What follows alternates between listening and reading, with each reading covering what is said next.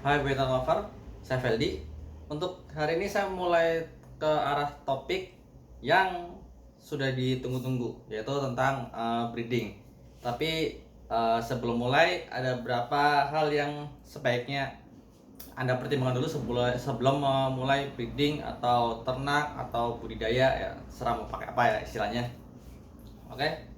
Eh, yang perlu diingat yaitu breeding babi ton itu merupakan sebuah apa ya namanya investasi jangka panjang, atau bukan untuk jangka waktu satu hanya atau 2 tahun aja gitu. Karena perlu diingat yaitu umur babi ton yang cukup lama. Bahkan tahun kemarin yang saya pernah baca sebuah artikel gitu, itu ada babi ton umur udah saya lupa antara 50 tahunan atau berapa gitu, itu masih produktif. Dan ya, itu bisa sebagai tanda kalau misalkan usia subur babiton ternyata masih sangat lama sekali gitu. Dan saya juga belum ada gambaran sampai berapa tahun umur babiton yang dipelihara manusia nantinya gitu. Ya bayangkan aja, sekitar 50-60 tahun itu kan termasuknya sudah sangat tua sekali ya. Tapi mungkin untuk beberapa orang di Indonesia terutama yang baru bermain di badminton, orang nggak bakal menyangka kalau umur badminton bakal bisa selama itu. Sebagai gambaran, ini badminton pertama saya. Sekarang umurnya kurang lebih sekitar 13 tahun. Ini tahun 12 tahun kan, ini dari tahun 2010. Itu badminton pertama saya yang saya beli random aja gitu ya, karena ingin memelihara ular. Jadi ini aja bisa dibilang termasuk udah lama, apalagi di kota saya termasuk yang memelihara di saat banyak badminton yang terkenal pilek dan gak lama lewat apa segala macam lah ya. Nah, ternyata saya masih saya masih bertahan di sini, dan sampai sekarang jadi dari paling jinak sampai jadi paling galak gitu. Itu yang perlu diingat. Yang kedua, siklus atau masa subur badminton itu tahunan, bukan hitungan bulan atau hitungan bulan ya. Jadi 1 tahun mereka hanya bereproduksi 1 kali. Kenapa? Karena di saat mereka bertelur, cadangan lemak si betina ini bakal keuras banyak sekali, karena dari fase sebelum ovulasi dia sudah mulai berhenti makan, dan otomatis cadangan lemaknya itu bakal dipakai terus untuk hidup dan mengembangkan si folikel ini sampai matang, akhirnya sampai ovulasi dan bertelur. Itu perkiraan sekitar, kalau dari set ya, sebelum ovulasi itu perkiraan sekitar 2 bulanan kurang lebih. Dia nggak makan. Nah kalau misalkan nggak makannya itu karena birahi, 2 bulan tuh nggak ada apa-apanya. Tapi ini nggak makannya karena jalur pencernaan si betina itu mulai ke terjepit oleh folikel semakin membesar gitu. Otomatis ya walaupun dia diam aja, cadangan lemaknya akan terus terpakai gitu, yang membuat misalnya dia bertelur, lemaknya akan sangat tipis ya kalau pas mepet ya. Kalau lebih sih nggak terlalu ini. Cuman intinya siklusnya itu 1 tahun 1 kali. Cuman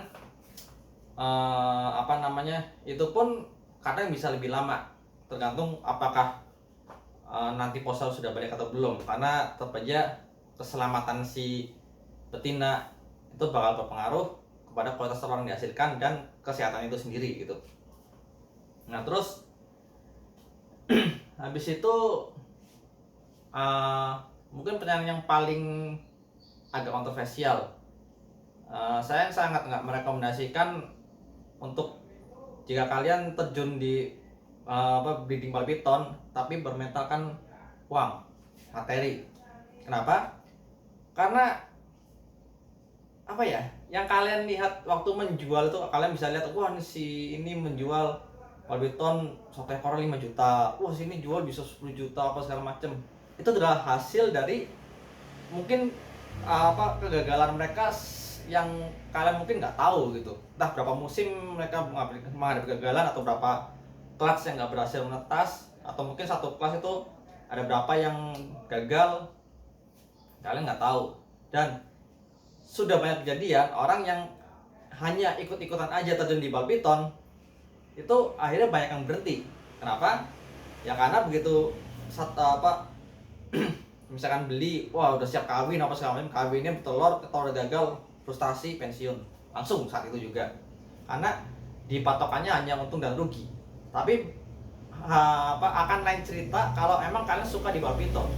Ya kalian emang menyukai badminton, ya kalian emang suka dan ingin terus terjun di dunia itu, ya kalian akan terus memperbaiki kesalahan yang kalian lakukan nantinya gitu. Ya mungkin saya sendiri di beberapa video sudah pernah sharing pengalaman pahit saya selama breeding itu, sempat berapa tahun nggak ada hasil karena keteledoran saya sendiri, karena ada faktor dari luar, dari telurnya, dari alat apa segala macam.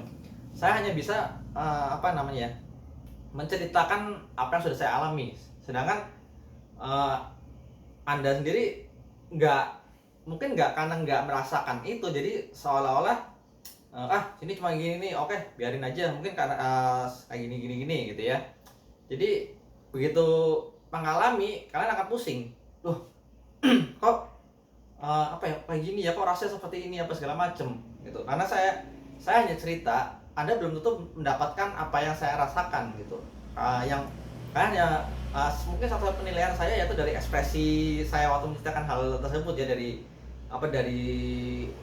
perasaan gimana sampai akhirnya senang berhasil, itu tuh hanya dari ekspresi aja. Karena balik lagi, saya ternyata malah suka di dunia badminton ini gitu, sehingga mungkin ada beberapa video di musim 2021 kemarin saat cutting, ekspresi saya meluap karena mendapatkan hal yang nggak disangka gitu ya. Itu emang saya nggak terlalu mengharap banyak, karena ingat ada persentasenya di situ, dan dapat yang total random itu buat saya udah wah gitu. Jadi jangan terlalu melihat hanya senangnya aja, tapi harus dipikirkan juga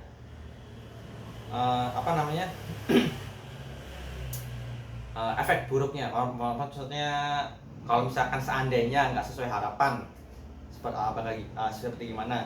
Itulah kenapa saya selalu menyarankan belilah dari baby. Kenapa? Karena dari baby Anda sudah dari miara dari baby sampai siap dikawinkan, Anda sudah belajar untuk bersabar. Satu, kedua, mendapatkan badminton yang lebih rentan dari penyakit, karena kalau misalnya ada sakit, baby langsung lewat, dibandingkan dengan yang dewasa yang masih bertahan tapi bisa menularkan juga ke ular yang sehat gitu. Jadi ibaratkan gampangnya ya, kalian piara dulu yang benar. Kalau udah piara benar, udah sampai dewasa, mau terjun silakan, karena dari situ jalan pikir Anda lebih berbeda dibandingkan yang buru-buru beli ini siap kawin gitu. Itu akan beda sekali nantinya. Jadi bukannya saya nggak suka orang yang beli yang dewasa apa segala macam, enggak. Tapi ada beberapa faktor yang membuat saya merekomendasikan untuk beli dari baby dulu, baru mulai ke breeding untuk terjun lebih dalam lagi gitu. Jadi gimana ya ngomongnya,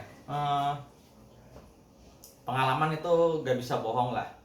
Ini perkara kalian sudah bisa menguasain, lalu pilihan dewasa dan sudah siap karantina, ruang karantina untuk badminton baru gitu ya, itu udah tahap yang udah lebih tinggi lagi tentunya gitu. Lalu yang berikutnya yang juga banyak yang orang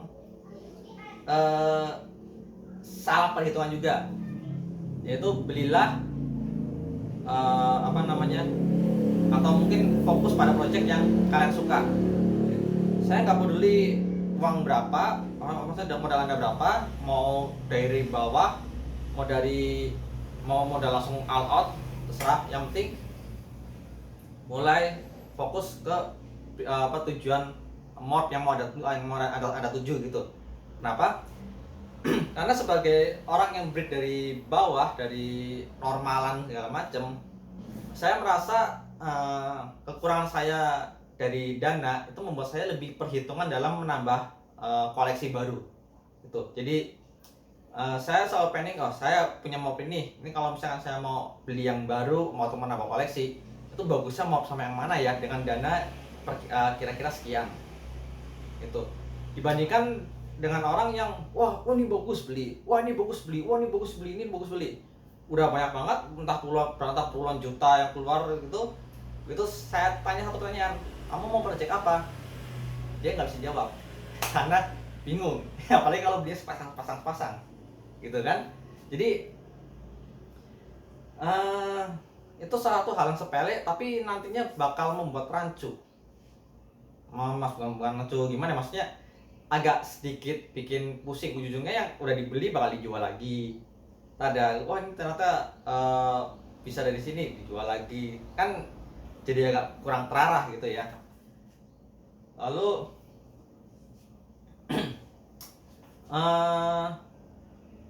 bisa dibilang apa ya, kalau misalkan Anda pengen istilahnya punya dana lebih, lalu tahu mau ke arah mana, itu udah lebih enak gitu. Misalkan saya mau combo gelap, combo gelap ada berapa combo kan. Misalkan saya mau yang Moave, saya suka Moave, saya beli jantan Moave. Terus mau biar gelap lagi jadi apa ya, kasih beli betina leopard misalkan.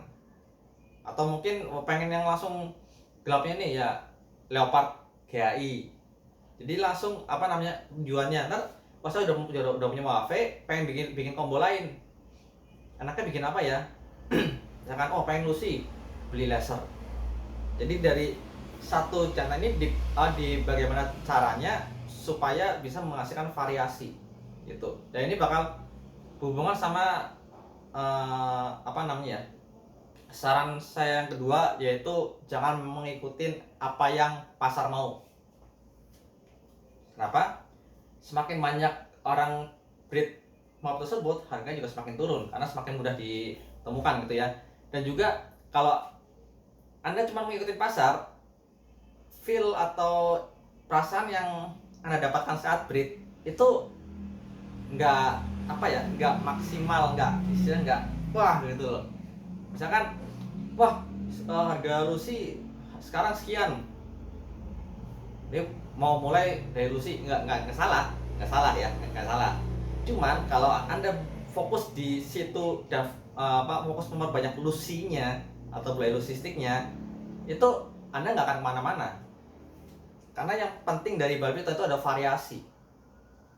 Itu banyak combo-combo yang jauh lebih bagus dibandingkan hanya blue elusi stick aja. Itulah kenapa breeder babiton semakin dia besar, namanya blue elusi stick itu bakal semakin ditinggalkan. Kenapa? Karena nggak ada motifnya. Jadi cari dari babiton itu ada motif dan warna. Gitu. Saya sendiri mungkin tahun 2022 itu merupakan tahun terakhir saya memproduksi blue elusi stick, karena saya udah bosan kan, karena warnanya hanya putih aja. Saya mulai suka motif warna, kombinasi motif dan warna gitu ya.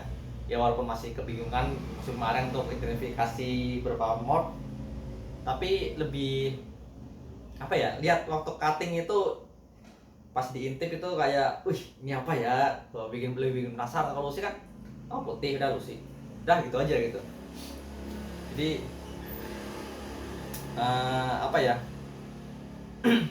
ada istilahnya, kalau misalkan kalian ingin melangkah terus,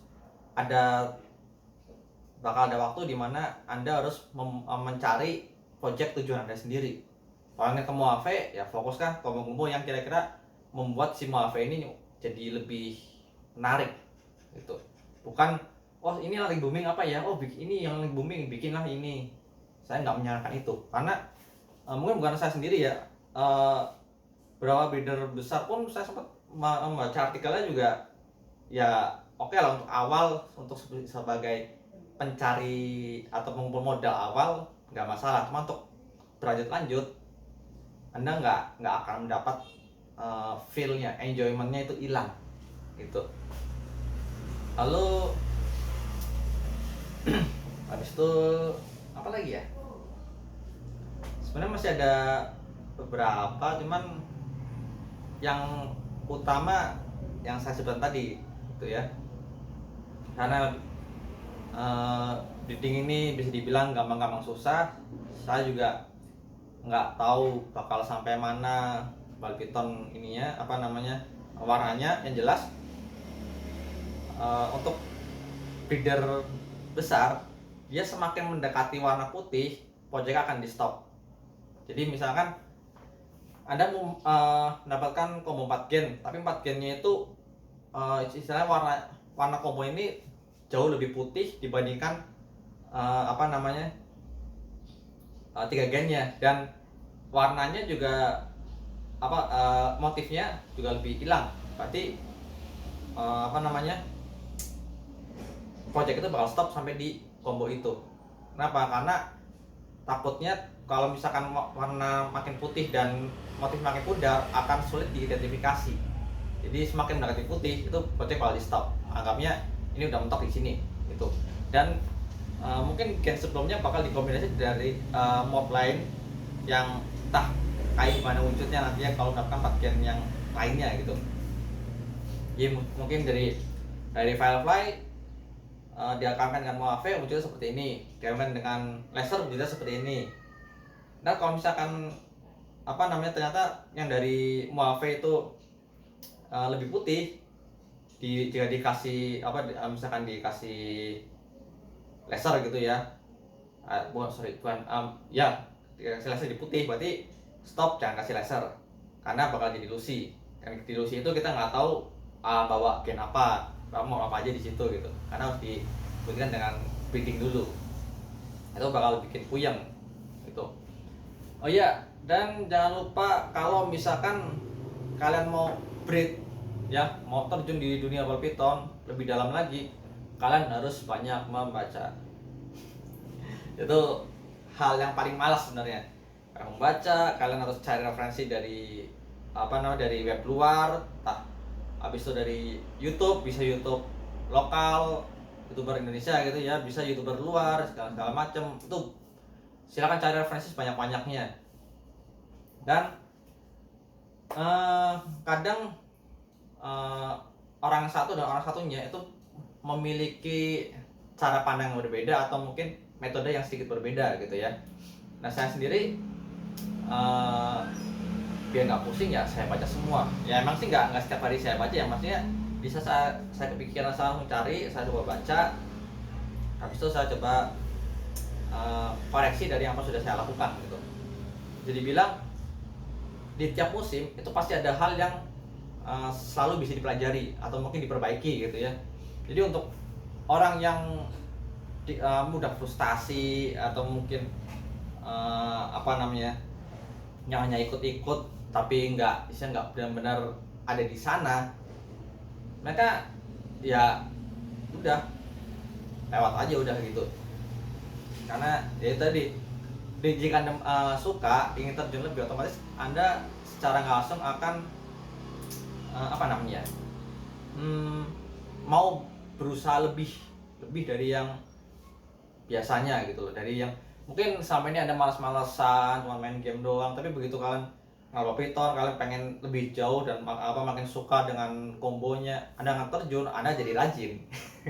Dan itu udah saya alami sendiri soalnya. Ya mungkin kalian nggak harus menunggu punya mob yang bagus atau punya koleksi yang banyak untuk memulai cari informasi yang banyak juga gitu ya. Kalian saya mau breed bal python, Anda langsung tanya langsung belajar sebanyak mungkin, itu jauh lebih bagus lagi karena apa, Anda sudah punya informasi banyak, tinggal jalannya aja.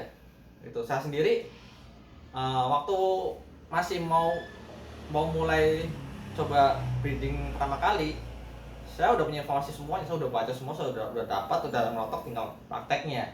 Tapi di saat ada orang bertanya kepada saya, oke, saya metodenya gini, biasanya orang tersebut karena lihat koleksinya masih dikit, mobnya juga masih biasa aja gitu, ini nggak terlalu ini informasinya, biar aja gitu. Tapi ujungnya apa? Orang tersebut balik ke saya lagi untuk bertanya lebih dalam. Kenapa? Ya karena di saat orang itu sambil jalan sambil belajar, saya belajar dulu sambil rangkap. Jadi belajarnya saya gas terus. Jadi di saat saya sudah mulai masuk musim, saya akan fokus ngalir aja udah. Saya udah nggak fokus harus gimana ya inkubator harus gimana ya apa segala macem gitu. Lalu yang terakhir, persiapan sebelum breed itu usahakan sudah selesai sebelum si betina bertelur. Jadi inkubator apa segala macam persiapkan lebih dahulu. Anda nggak istilah Anda main breeding tapi koleksi misalkan masih 3 ekor, misalnya 1 jantan 2 betina gitu ya. Anda dibandingkan pusing bikin truk, jauh lebih bagus bikin inkubator dulu gitu. Karena ibaratkan ini sebuah investasi awal, yaitu si babilnya itu dan inkubator, tambah mungkin buat perawatan si babiton dari baby sampai telur itu menetas, itu sebuah investasi. Nah, kapan mulai bikin rak apa segala macam? Ya nanti setelah babiton Anda ada yang bisa dijual apa segala macam, uangnya disisihkan buat memperbagus fasilitas gitu. Apalagi kalau yang uangnya dari pas-pasan seperti saya ya, dari benar-benar dari bawah banget. Itu perhitungan seperti ini itu kesannya sepele tapi sangat berguna untuk kedepannya gitu. Karena ya orang yang berjuang dari bawah begitu sampai di titik tertentu dia akan berasa lebih gitu loh, dibandingkan dengan orang yang dari awal sudah punya semua. Itu biasa agak istilahnya feel-nya agak kurang kalau menurut saya ya, agak kurang, karena ya semua bakal balik lagi ke passion Anda seperti apa. Dan perlu diingat, kompetisi pada balpiton, dunia balpiton itu bukan pada seberapa banyak Anda menghasilkan balpiton tersebut, atau berapa banyak Anda menjual balpiton tersebut, atau berapa mahal Anda bisa menjual balpiton tersebut. Itu bukan, tapi dari sebagus apa combo yang bisa Anda hasilkan. Karena apa? Karena setiap breeder pasti akan membutuhkan satu sama lain. Nggak mungkin saya koleksi seperti ini saya hanya breed dari koleksi saya sendiri seterusnya gitu, nggak mungkin. Karena ingat, semakin lama line breed, setahu saya yang pernah saya baca itu ada sel yang dirusak. Jadi setelah berapa keturunan itu harus di cross dengan istilah hasil dari peternak lain gitu, untuk menghindari kerusakan sel yang lebih parah. Saya lupa sel atau kromosom gitu yang kerusakan yang lebih parah gitu ya gitu.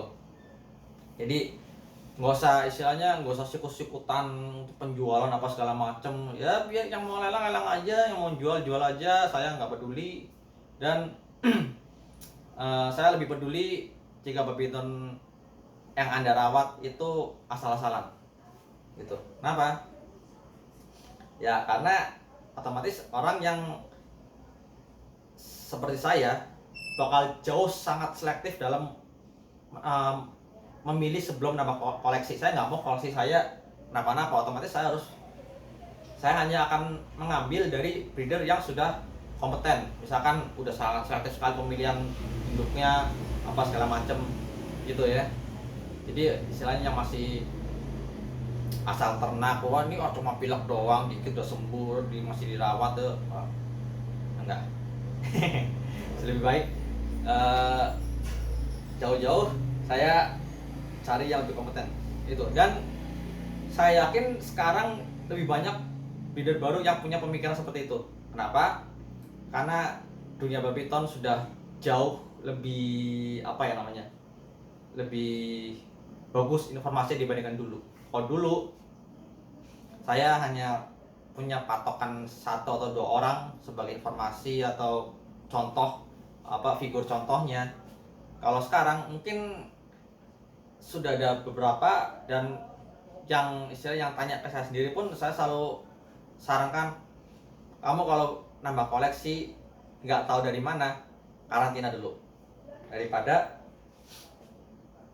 apa namanya, koleksimu yang apa yang sehat bakal kena, malah jadi susah nanti kedepannya, yang ada malah pensiun lagi. Paling gitu. Jadi bukan maksud buat menyinggung mana-mana, tapi emang ini sesuai kenyataan yang saya lihat dan yang saya alami sendiri, sehingga mindset untuk perfeksionis dan idealisme itu harus ada.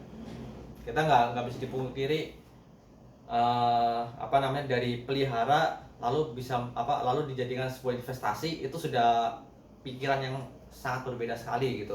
Karena namanya investasi kita harus menjaga dengan sebaik mungkin. Tambah lagi seperti yang pertama kali saya bilang, Balpiton nggak tahu umur maksimal sampai berapa, dan yang tahun kemarin saya baca pun artikelnya tuh udah 60 tahun gitu, saya lupa. Yang jelas termasuk udah lama banget itu. Gitu aja. Mungkin kalau misalkan dari kalimat dari video pembuka sebelum mulai topik yang lebih berat ini ada pertanyaan mungkin tentang pengalaman apa segala macam, bisa komen di bawah ya. Lalu minggu berikutnya saya mulai masuk tahapan breeding. Apa ya, saya bikin jadi beberapa video, berapa part gitu ya, biar lebih detail penjelasannya. Yang jelas fokus sama passion, bukan karena materinya, tapi karena Anda suka dan ingin terjun lebih jauh di dunia Balpiton. Seperti meme yang di atas kepala dinosaurus itu ngomong feeding Balpiton itu enak dan nyemplung. Wow, ada yang inkubator rusak, ada yang telurnya busuk, betina gagal melahirkan, eggbound, apa segala macem.